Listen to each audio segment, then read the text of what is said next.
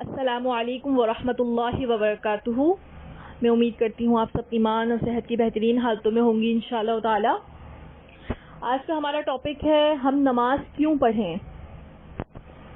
اعوذ باللہ من الشیطان الرجیم، بسم اللہ الرحمن الرحیم، اللہم فقہنا فی الدین، آمین۔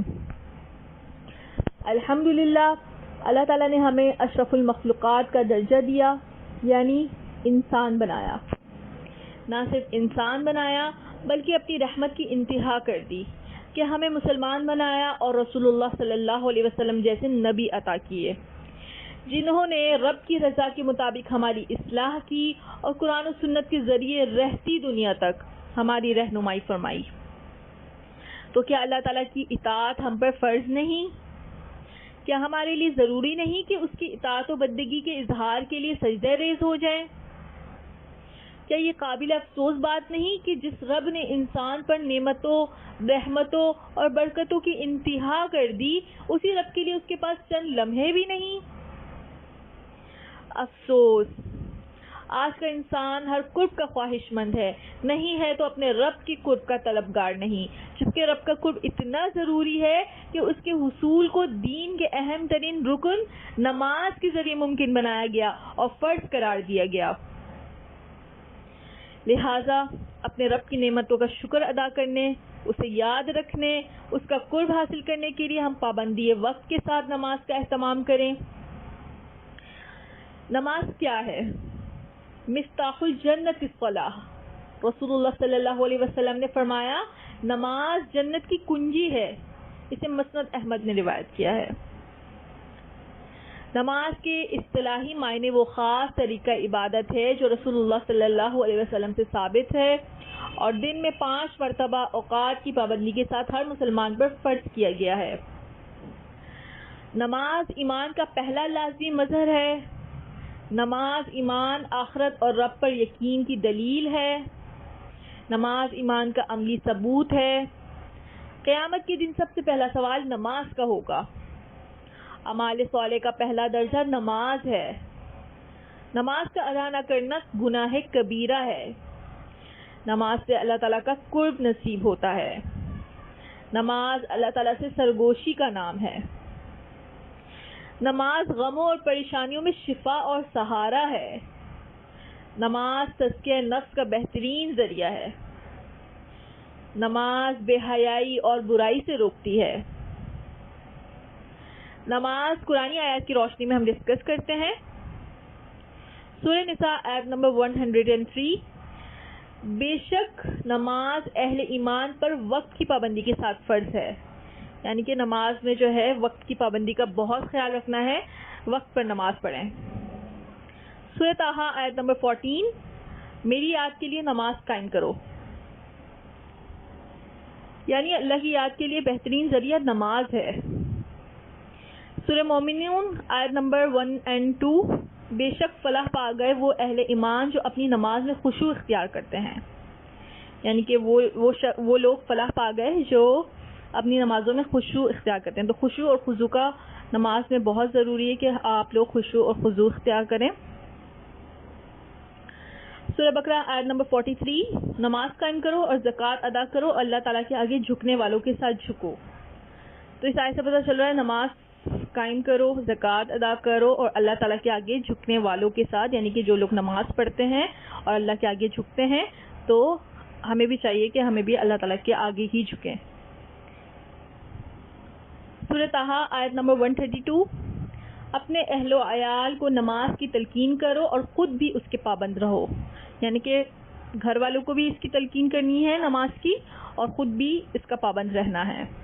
سورہ روم آیت نمبر 31، نماز قائم کرو اور نہ ہو مشرکین میں سے، یعنی کہ نماز نہ قائم کرنے والے مشرکین میں سے ہو جائیں گے، تو اس چیز کا بہت خیال رکھنا ہے کہ نماز کی پابندی کریں۔ سورہ مدثر آیت نمبر 40-43، جو جنتوں میں ہوں گے وہ مجرموں سے پوچھیں گے کیا چیز تمہیں دوزخ میں لے آئی، وہ کہیں گے ہم نماز پڑھنے والوں میں سے نہ تھے۔ تو اس سے ہمیں پتہ چل رہا ہے کہ دوزخ میں لے جانے والی چیز سب سے پہلی وہ ہوگی جو لوگ نماز نہیں پڑھتے، تو نماز نہ پڑھنا انسان کو جہنم میں لے کے جا سکتا ہے۔ سورہ ماؤن آیت نمبر 5، بس تباہی ہے ان نمازیوں کے لیے جو اپنی نماز سے غفلت برتتے ہیں، یعنی کہ ان لوگوں کے لیے تباہی ہے جو ان نمازیوں کے لیے تباہی ہے جو اپنی نماز سے بالکل غافل ہیں، جو اپنی نمازوں کا بالکل اہتمام نہیں کرتے۔ سورہ انعام آیت نمبر 162، کہو میری نماز، میری عبادت، میرا جینا اور میرا مرنا سب کچھ اللہ رب العالمین کے لیے ہے۔ اس سے پتہ چل رہا ہے کہ جو میری نماز، میری عبادت، جینا مرنا، یعنی کہ ہمارا یہ سب چیزیں ہمارا صرف خالص اللہ کے لیے ہونی چاہیے، اس میں ہمارا کوئی دکھاوا نہیں ہونا چاہیے، جو بھی کام کریں خالص نیت کے ساتھ کریں۔ سورہ بینہ آیت نمبر 5، اور نماز قائم کریں اور زکوٰۃ دیں، یہی نہایت صحیح اور درست دین ہے۔ تو یہی صحیح اور درست دین ہے، تو انشاءاللہ ہمیں نماز کی پابندی کرنی ہے اور وقت پر پابندی کرنی ہے، ٹھیک ہے۔ نماز کی فضیلت احادیث کی روشنی میں ہم دیکھتے ہیں۔ رسول اللہ صلی اللہ علیہ وسلم نے فرمایا، قیامت میں سب اعمال سے پہلے نماز کے بارے میں پوچھا جائے گا۔ جس کی نماز درست ہوگی اس کا حساب ہلکا ہوگا، اور جس کی نماز درست نہ ہوگی اس کے دیگر اعمال کی کوئی قدر و قیمت نہ ہوگی۔ اسے ترمذی نے روایت کیا ہے۔ روزانہ باقاعدگی سے 5 نمازیں ادا کرنے سے تمام صغیرہ گناہ معاف ہو جاتے ہیں۔ اسے بخاری اور مسلم نے روایت کیا ہے۔ اسلام اور کفر کے درمیان حد فاصل ترک نماز ہے۔ اسے مسلم نے روایت کیا ہے۔ اللہ تعالیٰ کے نزدیک سب سے پسندیدہ عمل وقت پر نماز پڑھنا ہے۔ اسے بخاری نے روایت کیا ہے۔ نماز کا دین میں وہی مقام ہے جو جسم میں سر کا ہے۔ اسے بخاری نے روایت کیا ہے۔ ہر نماز کے وقت اللہ تعالیٰ کا مقرر کردہ فرشتہ پکارتا ہے، اے لوگو اٹھو اس آگ کو بجھانے کے لیے جسے تم نے اپنے گناہوں سے جلایا ہے۔ اسے طبرانی نے روایت کیا ہے۔ 5 نمازیں باقاعدگی سے ادا کرنے والا قیامت کے دن صدیقین اور شہداء کے ساتھ ہوگا۔ اسے ابن حبان نے روایت کیا ہے۔ اس کے علاوہ نماز نہ پڑھنے کا انجام ہم ڈسکس کرتے ہیں حدیث کی روشنی میں۔ رسول اللہ صلی اللہ علیہ وسلم نے فرمایا، جس شخص نے نماز کی حفاظت کی اس کے لیے نماز قیامت کے روز نور، برہان اور نجات کا باعث ہوگی۔ جس نے نماز کی حفاظت نہ کی اس کے لیے نہ نور ہوگا، نہ برہان اور نہ نجات۔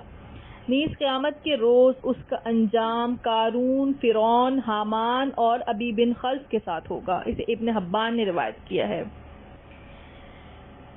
مسلم اور بخاری کی حدیث ہے، جس شخص کی نماز اثر فوت ہو جائے اس کی حالت اس شخص کی طرح ہے جس کے مال و اسباب اور اہل و عیال ہلاک ہو گئے ہوں۔ منافقوں پر فجر اور عشاء کی نماز سے زیادہ بھاری کوئی نماز نہیں ہوتی۔ بخاری اور مسلم کی حدیث ہے۔ الحمدللہ آج ہمارے پاس وقت اور مہلت ہے، تو کیوں نہ ہم اپنے رب کے آگے سجدہ کر کے اس کی خوشنودی اور رضا حاصل کر لیں۔ اللہ تعالی ہم سب کو 5 وقت کا نمازی بنائے، آمین۔ السلام علیکم ورحمۃ اللہ وبرکاتہ۔